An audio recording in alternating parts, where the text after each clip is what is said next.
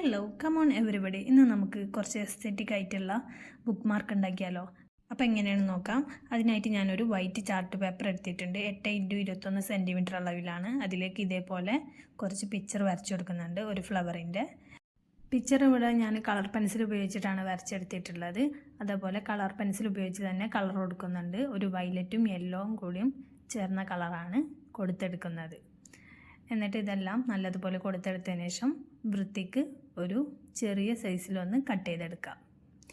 ലാസ്റ്റായിട്ട് നമുക്കിതിൻ്റെ മേലെ ഒരു സെല്ലോ ടാപ്പ് ഒട്ടിച്ചെടുക്കാം.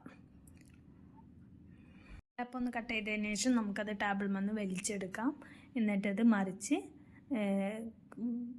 ബാക്കിയുള്ള ഭാഗങ്ങളൊക്കെ സൈഡിലേക്ക് നിൽക്കുന്നത് നമുക്കൊന്ന് കട്ട് ചെയ്ത് കൊടുക്കുക കത്രിക കൊണ്ട്.